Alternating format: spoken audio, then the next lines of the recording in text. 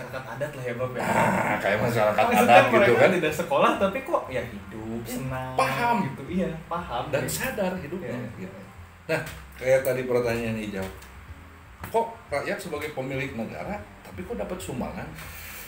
Yang seharusnya rakyat sebagai pemilik ini harusnya mendapatkan dividen, keuntungan bagi hasilnya. Jadi dalam suatu perusahaan atau negara, inilah salah satu apa namanya, salah satu bahwa rakyat Indonesia memang belum Iya. Posisinya sebagai posisi apa? rakyat itu sebagai apa? Yang ada hari ini rakyat itu adalah pelengkap penderita. Yang hanya dimanfaatkan dalam 5 tahun sekali. Iya, sepakat. Setelah 5 tahun pilpresnya selesai, pilegnya selesai, ya sudah nggak ada harganya lagi. Mau ketemu juga males-malesan gitu para petinggi ini. Ya nggak semua lah ya. Ya tidak semua, cuman kebanyakan seperti itu. Jadi rakyat hanya sebagai pelengkap penderita. Nah ini yang keluar dari amanah. Mana sila kelimanya di situ? Mana sila keduanya? Enggak ada. Apalagi ketiga dengan otonomi daerah. Ada. Bagaimana orang tua kita menyatukan, hari ini kita dipisahkan. Tiap kepala daerah punya kebijakan masing-masing. Harusnya kan berbicara kebijakan karena kita sudah sepakat final, tidak ada tawar-menawar lagi. Pancasila adalah segala sumber hukum bangsa Indonesia. Jadi seluruh keputusan hukum, regulasi itu harus berpayungkan Pancasila. Tidak bisa menteri atau undang-undang, misalnya DPR membuat undang-undang keluar dari payung hukumnya ini Pancasila. Nah, kayak tadi harus balik lagi. Nyambung nggak sih? Ini kalau saya kasih BLT dengan keadilan sosial, dengan peri kemanusiaan, dengan berbagai harus dipertimbangkan. Nah ini yang tidak dibedah. Nah itu dia. Nah pertanyaannya itu Pancasila yang mana? Kayaknya kan balik lagi hari ini kan kayaknya Pancasila udah nggak ada. Pancasila yang menurut Babak benar ya yang harus kita ikuti itu yang seperti apa? Apakah ada hubungan dengan proklamasi, dengan UUD 45 atau apa mungkin? Jadi sangat berhubungan. Jadi Pancasila itu jadi proklamasi Pancasila, Undang-Undang Dasar 45 dan pembukaan. Ini satu kesatuan yang tidak boleh dipisahkan.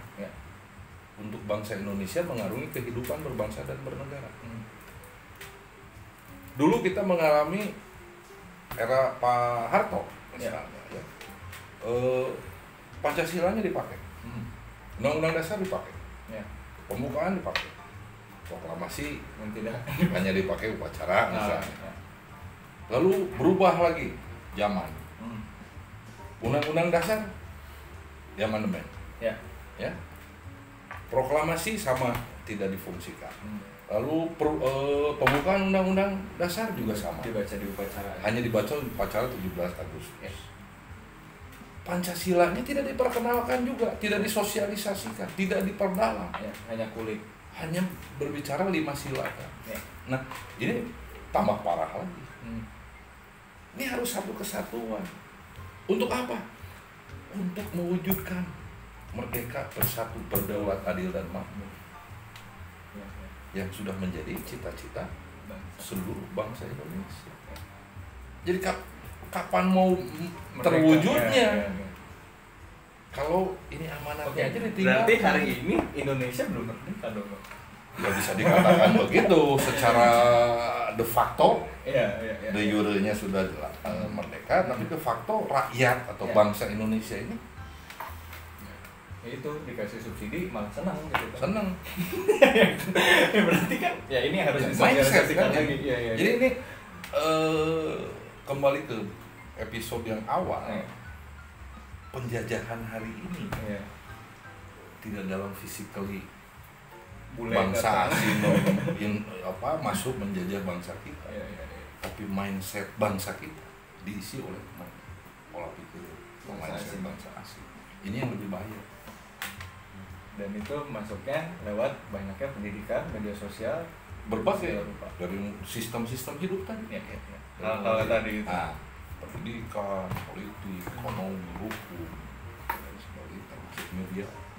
dan ya apa ya, mungkin dan sialnya orang-orang yang sudah terpapar itu ya nggak bisa kita paksakan juga kan untuk mencoba buka pikirannya gitu ya.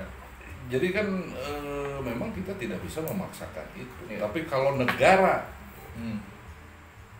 mau paham, ini harus dipaksa. Karena ini aturan. Aturan itu untuk bisa dipatuhi ya harus dipaksa.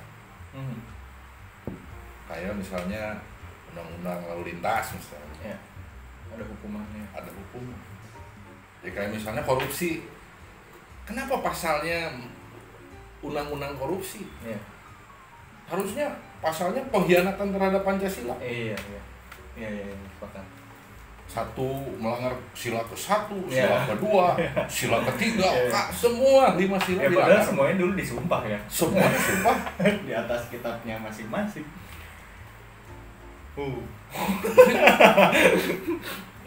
Iya, itu kan pilihan. Iya. Para petinggi pemerintahan, partai politik, petinggi negara, mau nggak mewujudkan cita-cita yang menjadi amanat dari bangsa Indonesia sebelum merdeka? Iya. Kalau mau ya ini tatanan. Kalau tidak mau, ya silahkan perjalanannya sendiri. Untuk bawa sendiri saya akan kembali ke sini dan saya melaksanakan ini. Terserah orang mau bilang saya gila, mau bilang saya frustasi, ketinggalan zaman.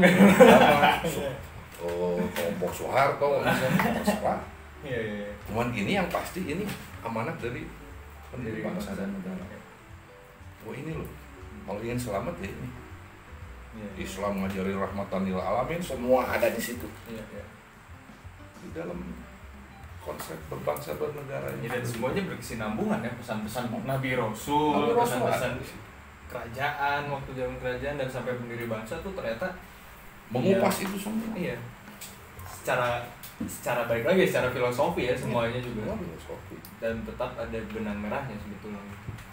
Nah, itu sih ya agak sedih sih ngeliat sekarang ya itu korupsi lah misalnya ya gini lah, belum kita ngomongin UU ITE yang bener-bener karet itu kan gimana caranya mengukur ketersinggungan orang gitu kan. Kan aneh, terus saya tersinggung gimana gitu. Jadi ini sih bicara sistem hukum ya. Bahwa keberhasilan satu sistem hukum jika yang namanya penjara atau lembaga permasyarakatan itu kosong, nggak ada isinya. Sekarang itu berarti sistem hukumnya berhasil. Tidak usah nunggu orang berbuat sistem hukum itu, tapi harus ada sistem yang sebelum orang berbuat sudah berhenti, sudah tidak mau melakukan. Misalnya seperti hukum adat. Ya. Koruptor, menyarankan nggak usah dibui 8 tahun, 10 tahun, nggak akan jadi jerah kok. Senang mereka di dalam sel. Ya tetap enak itu masuk TV dadah ya kan, bergembira ria, pesta di dalam sel, kamar lebih dari hotel bintang 5. Senang mereka, nggak ada malunya. Iya. Coba kita gunakan hukum adat misalnya, seperti di Bali contoh.